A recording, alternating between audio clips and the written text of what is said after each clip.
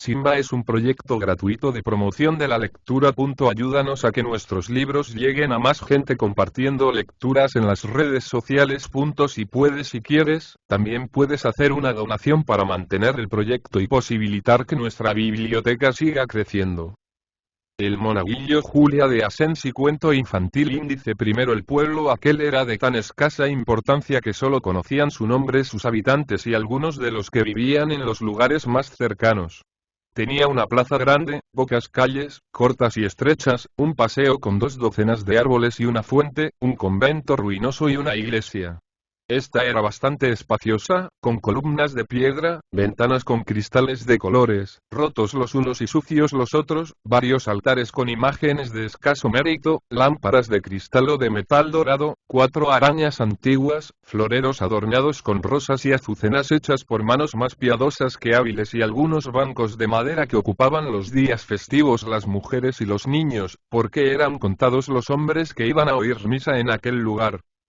El retablo del altar mayor, medio borrado ya por la acción del tiempo, representaba la Anunciación y casi lo ocultaba una Virgen de talla, con el niño Jesús en los brazos, que tenía delante. Llevaba la imagen una corona de plata sobre sus negros cabellos e iba vestida con una túnica azul y un manto encarnado, obra todo de un escultor notable, aunque de nombre desconocido. El rostro de la Virgen era muy bello, lleno de dulzura y mansedumbre. Miraban sus hermosos ojos al divino infante y algunos ángeles estaban a los pies del grupo del que eran ornato y complemento. A los 2 lados del altar había muchos exvotos de cera, y sobre él 2 candelabros y algunos jarrones y vasos con flores naturales. En aquella iglesia había poco culto. Una misa a las 6 y otra a las 9, una función solemne a mediados de mayo en que se celebraba la fiesta principal del pueblo y una novena 2 días anteriores costeada por las devotas del lugar, sin sermón y sin música. De aquella iglesia era monaguillo hace algunos años un muchacho llamado Miguel, sobrino de un artista poco afortunado, que no habiendo podido encontrar quien comprara sus obras, se había refugiado en aquel pueblo donde tenía una casa que heredó de su madre y algunos amigos de la infancia. Su albergue no podía ser más modesto. Se componía de un portal estrecho y largo, una cocina que servía de poco, pues en ella apenas se guisaba y por falta de leña resultaba tan triste como fría, una salita en la que el hombre trabajaba y una alcoba en la que dormían los dos. Detrás de la casa había un patio con una parra, un pozo y un banco de piedra. Ni una flor crecía en él, nada que lo animase y embelleciese. Y el artista, que era un escultor, había renunciado hacía tiempo a sus estatuas y se dedicaba a hacer figuritas de cera, que no siempre vendía y los exvotos que para la iglesia le encargaban. Era un hombre malo y descreído que solo había consentido en que su sobrino, que era huérfano de padre y madre, pasara gran parte del día en la parroquia y al servicio de ella, porque el señor cura le daba de comer y porque sacaba algunos cuartos de las propinas que nunca le faltaban en bautizos, bodas y funerales. Así el muchacho no le era gravoso y en los ratos que le tenía en su casa le enseñaba a hacer figurillas de barro y de cera, prometiendo él, a pesar de sus pocos años, llegar a ser un buen escultor. Tío, dijo un día Miguel al artista, si vendieras velas en vez de estatuas, sacarías más provecho, porque son muchas las que llevan a la iglesia y arden en ella todos los días. ¿Y qué falta hacen esas velas allí? Preguntó el escultor. Casi todas se las ponen a la Virgen del Amparo. De esa cera que se consume podría yo hacer muchas maravillas. ¿No sería bastante que alumbrasen el altar con una lamparilla o 2? No, tío. Cuando hay muchas velas encendidas la Virgen está más hermosa y parece que el niño se sonríe. La iglesia está alegre, brillan más los candelabros, adornan más las flores y hasta se me figura que se reza mejor allí. La luz de las lamparillas es triste y cuando oscila desfigura a las imágenes. No me da miedo quedarme solo en la iglesia cuando arden los cirios, pero cuando no están encendidas más que las lamparillas, cada silla me parece un espectro y cada banco un ataúd. El tío, que se llamaba Marcelo, sonrió y levantó los hombros con un movimiento de profundo desdén. ¿Estás tú alguna vez de noche en la iglesia? Le preguntó. Pocas veces, cuando hay alguna función al día siguiente y necesitamos arreglarla.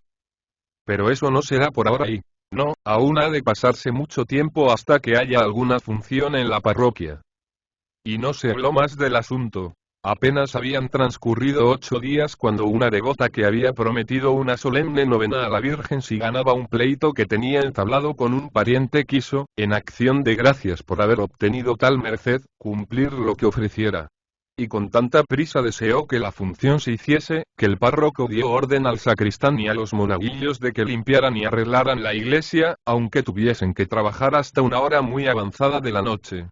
Barrieron, fregaron el suelo y los cristales, quitaron el polvo y ya eran las 12:30 cuando Tadeo, el sacristán, que estaba rendido por haber sido el que hiciera el trabajo más rudo, dijo a los niños: «Poco queda ya para terminar.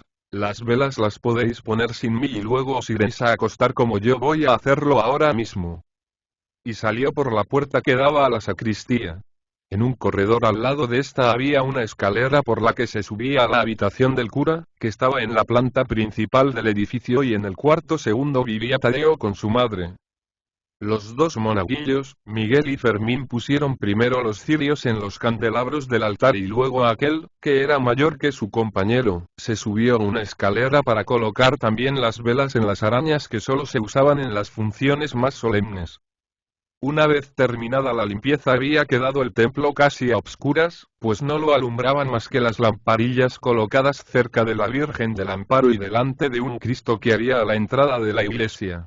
Para ver si debía de poner alguna vela por allí miró Miguel desde lo alto de la escalera y le pareció que en el confesonario del párroco se había movido un bulto negro.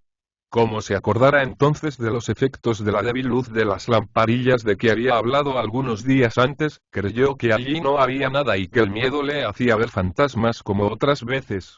Porque el pobre niño no estaba muy tranquilo de noche en el sombrío templo y sin más compañía que una criatura más pequeña que él. Fermín, que no había advertido nada, se acercó a la puerta de la iglesia para convencerse de que el sacristán había echado el cerrojo y recogido las llaves, y, viendo que así lo había hecho, volvió al lado de Miguel y le dijo: «Me mandó Tadeo que nos fuéramos por la sacristía, pero es ya muy tarde para volver a nuestras casas, yo no me atrevo a salir ahora por las calles, ¿y tú?».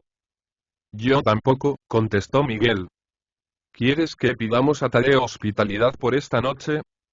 Ya se habrá dormido y si llamamos se va a asustar su madre». «Pues entonces», prosiguió Fermín, «podemos quedarnos en los bancos de la sacristía hasta mañana». «Pero cerraremos bien la puerta que comunica con la iglesia», añadió Miguel. Así lo hicieron y un instante después dormían los dos tranquilamente en el improvisado y duro lecho. Y a la mañana siguiente los llamó el sacristán y Miguel se apresuró a ir a la iglesia, de la que abrió la puerta. Apenas volvió a esta la espalda, un hombre se deslizó con sigilo desde el confesonario del cura párroco hasta la salida del templo, que franqueó sin ninguna dificultad. La plaza estaba desierta. El hombre se envolvió bien en su capa y se dirigió a la calle más próxima por la que desapareció rápidamente. 2 o 3 viejas, que eran las más madrugadoras, entraron en la parroquia un cuarto de hora después de haberse abierto su puerta, atraídas por la campana que tocaba para la misa de 6. Lo primero que hicieron fue inspeccionarlo todo, para ver, por el número de velas y por el arreglo de la iglesia en general, la importancia de la novena que había de empezar aquella tarde. Estuvieron allí murmurando un rato. Les parecía que aquello estaba muy pobre para dar las gracias por una merced tan señalada y que tanto dinero había de proporcionar a la que pagaba la función. Fermín entró para arreglar el altar y una de las viejas, la suegra del alcalde, le detuvo para preguntar en voz que creía baja, aunque no lo era, porque la buena mujer no se oía por ser bastante sorda. ¿No van a encender las arañas? Sí, señora. ¿Todas? Me parece que sí. ¿Por qué no tienen puestas las velas como los candelabros? El muchacho se encogió de hombros como diciendo: «Esta buena señora tiene tan mal la vista como el oído, ¿acaso no las puso anoche Miguel?». Otra de las viejas, la madre del zapatero, se acercó con misterio a la sorda y le dijo: «¿Por qué habrán quitado los exvotos de la izquierda del altar mayor? Yo di aquel brazo de cera, que ofrecí cuando lo tuve tan malo de resultas de una caída, para que lo dejasen ahí siempre, y no he de consentir que lo quiten para poner otra cosa». Fermín tenía ya el altar arreglado, 2 velas encendidas, el misal en el atril abierto y sobre una mesita, que había a la derecha en el presbiterio, las vinajeras, la campanilla y una palmatoria. Al ir a entrar en la sacristía miró maquinalmente hacia el techo y se reflejó en su cara el mayor asombro. Acababa de ver que en las arañas no había ninguna vela puesta. ¿En qué consistía aquello? Fue al punto en busca de Miguel, que se quedó atónito cuando le refirió lo observado, y lo mismo les pasó a Tadeo y a los 2 curas. Se inspeccionó todo. La puerta de la iglesia no había sido forzada, los monaguillos no habían salido, pues para mayor prueba de su inocencia resultó que el sacristán se había llevado distraídamente con las llaves de la iglesia las de la sacristía, que daba también a la plaza, por lo tanto era seguro que los 2 niños no habían pasado la noche fuera de allí. Ellos declararon que no lo habían intentado siquiera. Lo cierto era que las velas de las arañas y muchos exvotos de cera habían desaparecido. ¿Por qué cayó Miguel que en el confesonario del párroco había creído ver un bulto negro? Al pronto fue por no juzgar el hecho real sino hijo de su imaginación excitada por el miedo, después por una vaga sospecha. ¿Sería el ladrón su tío? ¿Cómo descubrirle si era él? ¿Cómo delatar al hombre que le había servido de padre? Pero si era Marcelo el que se había quedado escondido en la iglesia, figurándose que a esa hora ya no entraría nadie y podría robar la cera, ¿cuándo y por dónde se había marchado? ¿Cómo no le habían visto salir? El cura mandó a Miguel a la cerrería por otras velas para las arañas y no encontró bastantes allí. Entonces fue a su casa a decir a su tío el apuro en que se veía. Yo no tengo aquí velas, ya lo sabes. Le contestó bruscamente. Y el buen niño con esto se marchó tan tranquilo murmurando. Gracias a Dios no ha sido él. Que me perdone el mal juicio. Quitando velas de aquí y de allá, en la sacristía y en la iglesia, se reunieron las que hacían falta en las arañas y por la tarde, a las 4 en punto, empezó la novena que resultó de lo mejor que se había hecho en aquella iglesia. El altar de la Virgen estaba muy bonito, pero a Miguel le parecía que la imagen le miraba con profunda tristeza y que el niño no se sonreía como otras veces. Mucho se habló en el pueblo de aquel robo audaz, pero fue imposible descubrir al autor de él, que no había dejado el menor rastro de su paso por la iglesia. Entretanto a Miguel, aunque no había visto en su casa ninguna vela, se le figuraba que Marcelo tenía más cantidad de cera que los días anteriores para hacer sus figuritas. El hombre estaba silencioso y sombrío, trabajaba sin gusto y hasta sin arte. Los exvotos no les resultaban bien y cuando iban a comprárselos les ponían faltas y muchas veces no se los querían tomar. En cambio, cuando el monaguillo hacía alguna figurita de santo, resultaba más bonita. Por lo que el escultor decidió dejar para el niño toda aquella cera. Miguel empezó a hacer con ella una imagen de la Virgen del Amparo, y ya la tenía casi concluida, cuando a consecuencia de una reyerta fue herido de gravedad Marcelo una noche al salir de la taberna.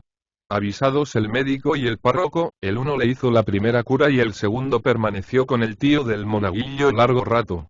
Cuando el herido se quedó solo parecía más tranquilo. Al entrar Miguel en la alcoba, le dijo con voz apenas perceptible. Lleva a la Virgen del Amparo esa imagen que has hecho suya para que me ponga bueno. Y el niño, apenas oyó esta orden, encargando a una vecina de la casa de al lado que acompañase al herido, cogió la figura que representaba a la Virgen y las demás que había terminado y corrió a la iglesia depositando todo aquello en el altar mayor. Y le pareció entonces que en el rostro de la Virgen venerada en aquel templo asomaba una expresión dulce y tranquila, y que le dirigía al niño una de sus más divinas sonrisas. Ahí tienes toda la cera que era tuya, madre mía, murmuró, que sirva para la salvación del cuerpo y del alma de mi tío, porque tú y yo sabemos bien que él fue el autor del robo y... Marcelo se curó, hizo y vendió muchos exvotos y con una parte del producto de ellos, pudo ofrecer varias velas a la Virgen del Amparo, transformándose por completo después de su enfermedad y llegando a ser un hombre religioso y honrado.